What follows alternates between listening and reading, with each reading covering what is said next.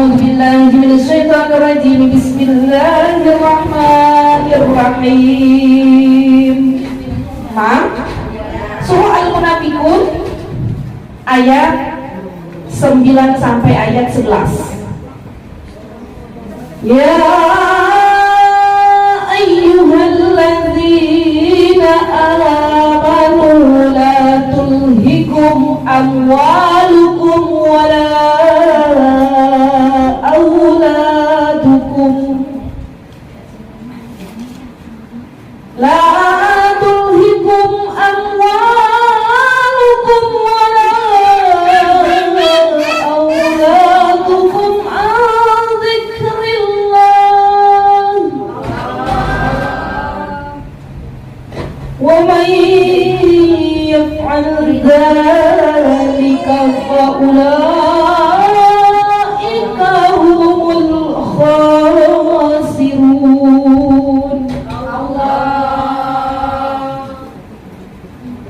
وأنفقوا مما رزقناكم من قبل أن يأتي أحدكم الموت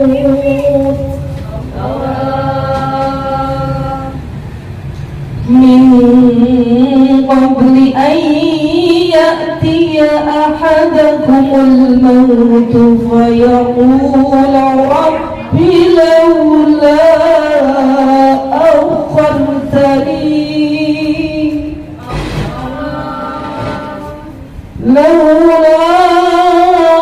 أخرتني إلى أجل قريب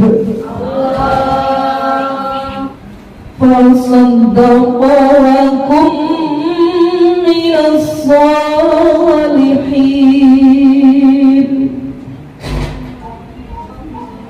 ولن يؤخر الله نفسا إذا جاء أجلها والله خبير بما تعملون. Sadaqallahul azim wa sadaqa rasuluhun nabiyul habibul karim wa nahnu ala dzalika minas syahidin was sajirin walhamdulillahi rabbil alamin.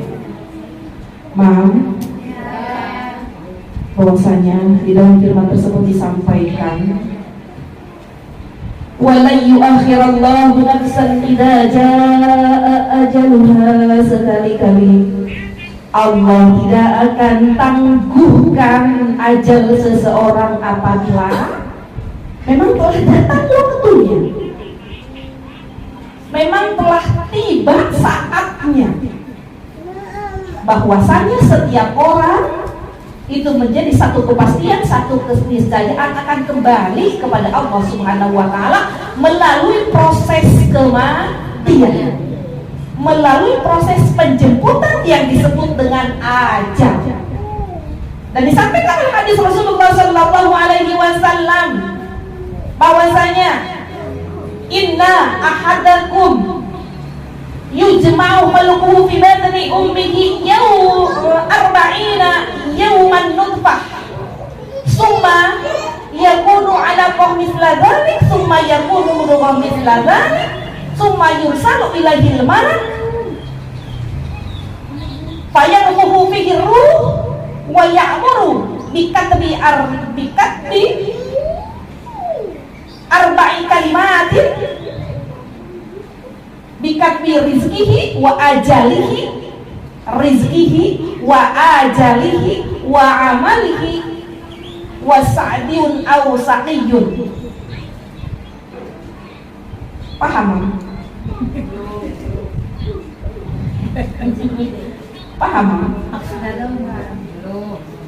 Di sana disampaikan bahwa proses penciptaan manusia itu diproses pada rahim seorang ibu 40 hari berupa alaqah, 40 hari berupa nutfah, 40 hari berupa alaqah, 40 hari berupa mudghah. Kemudian Allah mengutus malaikat kepadanya untuk meniupkan ruh. Kemudian Allah memerintahkan malaikat tersebut untuk mencatat 4 hal. 1 tentang rezekinya, yang kedua tentang ajalnya, yang ketiga adalah tentang amalnya, yang keempat tentang kebahagiaan atau tidaknya pada kehidupannya.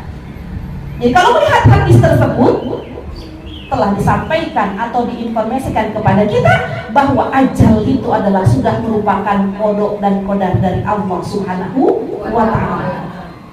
Jadi telah dicatat dari semenjak kita diproses pada perut atau pada rahim ibu kita, ketika ditiupkan ruh kepada kita, kemudian Allah tadi menyampaikan apa? Memerintahkan kepada manusia untuk mencatat bagaimana rezekinya, bagaimana tentang masa tinggalnya dia di dunia. Maka dari itu disampaikan pada Quran ini dalam surah Al-Munafiqun ayat yang ke-11, la yu'akhirallahu nafsan idza jaa ajalha. Maka sekali-kali tidak Allah akan tangguhkan siapapun kalau sudah datang masa waktunya, masa ajalnya yang memang telah dicatat sebagai kodok dan kodarnya ketika dia diproses dalam kandungan seorang ibu. Demikian. Jadi ketika Mama menyampaikan apakah dengan pengobatan, apakah dengan pembiaran itu akan berpengaruh terhadap ajal? No, tidak ada pengaruh. Pengaruhnya adalah ketika seorang misalnya sakit, seorang sedang sulit, kemudian dia berusaha untuk keluar dari sakit dan sulitnya, itu hanya semata-mata merupakan ibadah kita kepada Allah Subhanahu wa ta'ala. Karena memang Allah memerintahkan untuk seluruh manusia agar berikhtiar, berusaha keluar dari sakitnya, keluar dari sulitnya, keluar dan kemudian agar dirinya itu selamat pada kehidupannya. Itu semuanya merupakan ibadah kepada Allah Subhanahu wa ta'ala, dan Allah akan berikan upahnya berupa pahala kepadanya. Akan tapi sekali-kali mengenai ajal, jangan katakan kalau saja kemarin begini, kalau saja kemarin itu seperti itu. Tidak ada yang dapat menangguhkan siapapun kalau sudah datang ajalnya. Maka mama-mama, sebetulnya pengawalan kita itu harusnya dari mulai proses ketika kemudian kita sedang mengandung anak kita, memohon kepada Allah Subhanahu wa ta'ala agar rezekinya luas dan berkah, agar masa tinggalnya diberikan panjang, memiliki kesempatan untuk bisa ibadah, agar kemudian Masya Allah amalnya dijadikan sebagai amal solih, agar kemudian Masya Allah kehidupannya diberikan bahagia, sakinah, penuh berkah sampai menuju dia akhirnya ke dalam surganya Allah Subhanahu wa ta'ala. Jadi anak kita itu dikawal dari semenjak sebelum menikah sampai kemudian menikah, sampai kemudian akhirnya mengandung, itu terus dikawal melalui doa-doa kita. Akan tapi walau saat ini barangkali anak-anak kita Masya Allah sudah di luar daripada kandungan kita, bahkan boleh jadi ada yang telah remaja dan dewasa, jangan putus dari yang namanya doa. Karena bukan semata-mata kemudian ketika berdoa katanya disampaikan hanya doa yang bisa merubah takdir. Bukan merubah takdirnya, tapi mengawal takdir itu agar kemudian senantiasa baik-baik saja kepadanya. Kemudian Masya Allah ketika seorang sudah akhirnya sampai kepada ajalnya, masuk ke dalam kuburnya, apa yang akan menjadi penyesalannya disampaikan dalam surah Al-Munafiqun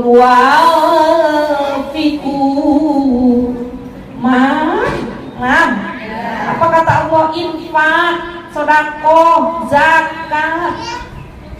Setiap saat itu harus menjadi sesuatu yang terus direnungkan, dicatat, menjadi portofolionya, digaris bawahi, di stabilo. Bagaimana zakat kita, bagaimana infaknya, bagaimana sodakohnya, bagaimana kebaikan-kebaikan yang lainnya.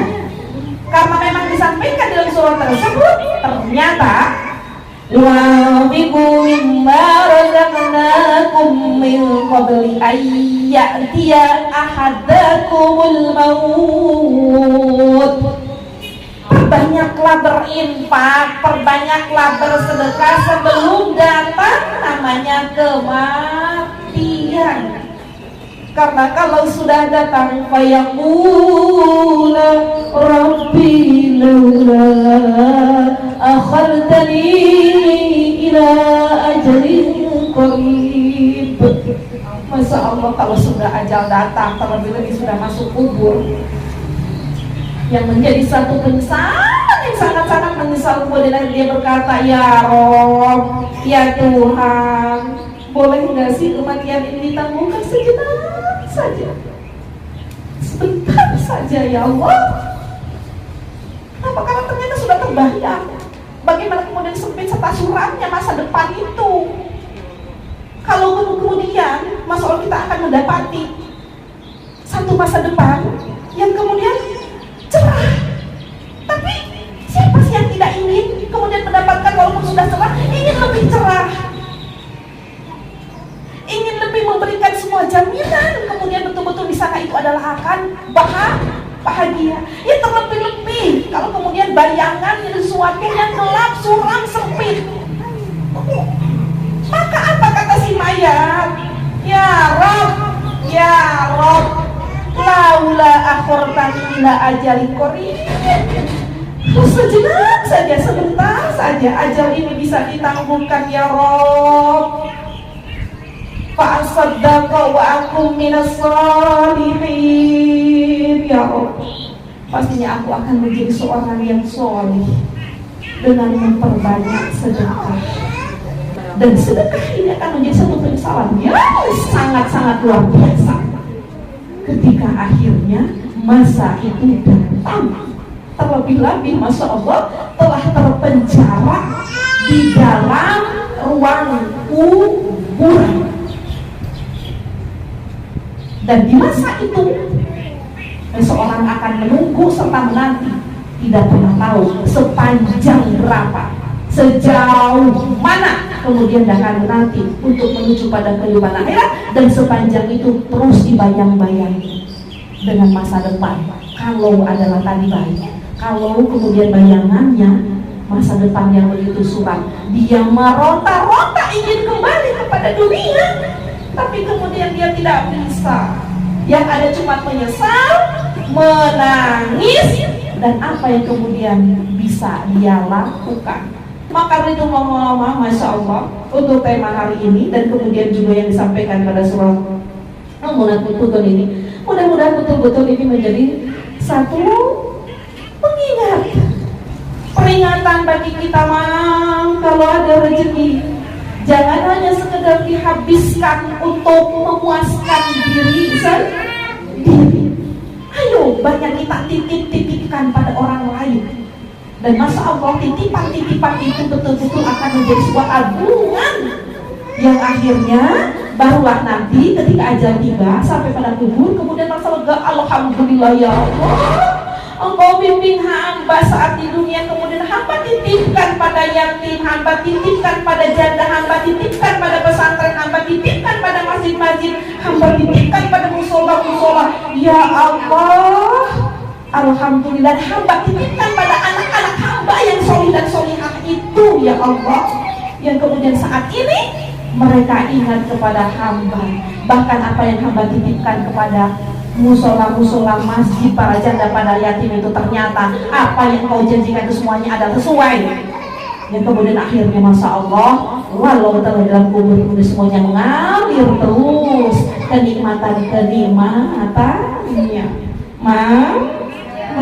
Jadi apa? Tadi menjadi sebuah penyesalan yang sangat akan disali, yaitu adalah tentang sedekah.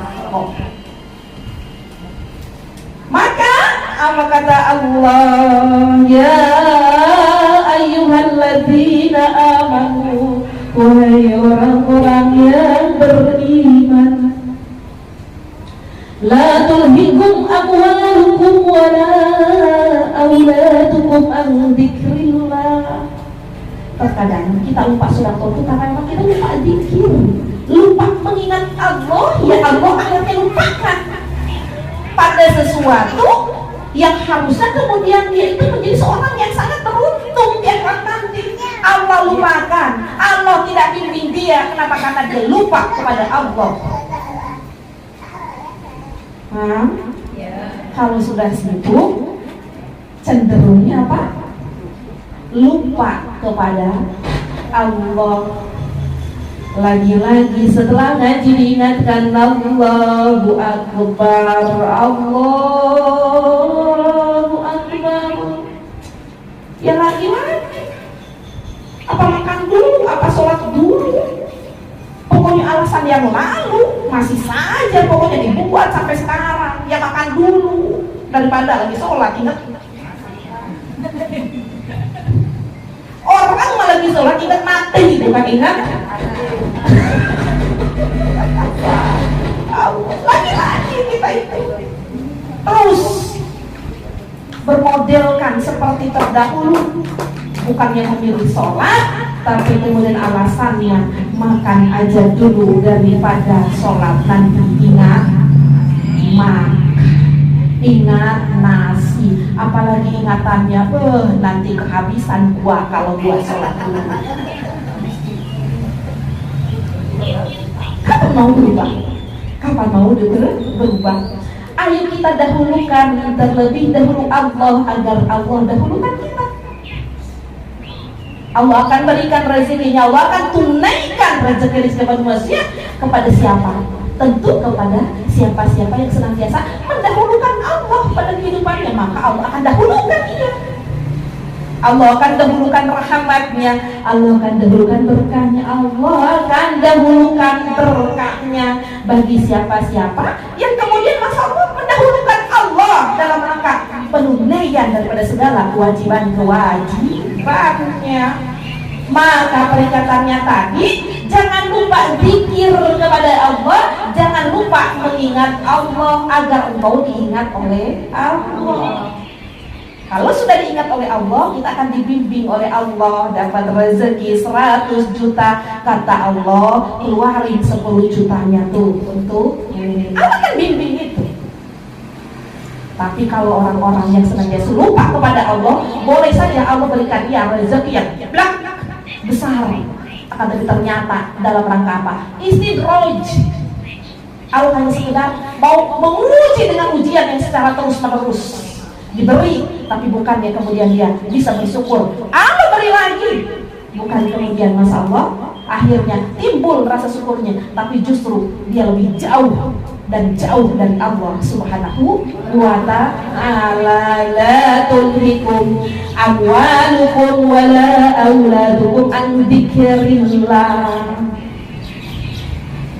Wa may yaf'al dzalika fa ulaika humul khasirun. Maka apabila setiap kesibukan mengurus daripada pekerjaannya, aktivitasnya, anak-anaknya menjadikan dia lupa kepada Allah Subhanahu wa ta'ala, apa kata Allah? Mereka itulah orang-orang yang merugi di hadapan Allah Subhanahu wa ta'ala. Dan Allah yang tidak akan bimbing yang menjadi seorang yang akhirnya masa penantian dikubur serta akhiratnya bahagia. Na'udzubillahi min dzalik. Kalau demikian saudaraku, itu setiap hari sudah dibuat listnya. Dalam 1 bulan saya akan keluarkan sekian, dalam 1 pekan saya akan keluarkan sekian, setiap hari saya akan keluarkan sekian. Dan itu perlu sungguhnya ada listnya agar tidak lupa. Karena sebagai manusia cenderungnya apa?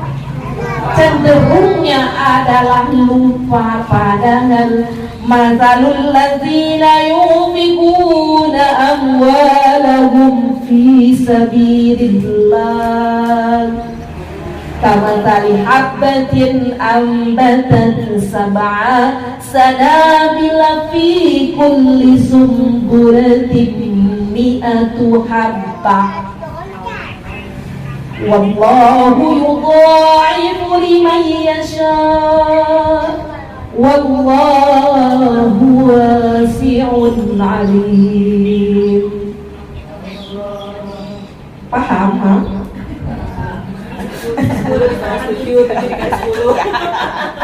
Jadi jawabannya Alhamdulillah, masa Allah setiap pekan senantiasa ingat jawabannya. Masa Allah Tapi ternyata itu yang menjadi ada kerinduan di antara kita. Karena apa tadi? Setiap ditanya jadi ada kerinduan. Nanti juga demikian. Kata Quran, saya rindu sama mama Istia ini. Kata Rasulullah, saya rindu sama mama Istia ini. Kenapa? Karena walau setiap pekan walau jawabannya cuma senyum-senyum tetap datang. Tetap apa? Tetap datang. Maka tadi nanti Rasulullah akan merindukan kita, Al-Quran akan merindukan kita. Karena tidak ada penolong yang memang telah dilegalkan oleh Allah Subhanahu wa taala kecuali Rasulullah SAW dan Al-Quran. Maka jangan jauh-jauh dari Rasulullah, jangan jauh-jauh dari Al-Quran. Walau tadi setiap pekan jawabannya bagaimana? Cuman Masya Allah. Tapi boleh jadi nanti Rasulullah mengenali kita. Rasulullah masalah melalui Al-Qurannya mengenali kita. Karena kita tidak pernah namanya putus asa, tidak pernah menyerah. Terlebih-lebih Masya Allah menjadi jauh. Walau sampai saat ini kemampuan iman kita, kemampuan amal soleh kita, kemampuan ilmu kita masih tetap kita hadir di pengajian ini. Ada berapa orang yang nggak hadir hari ini?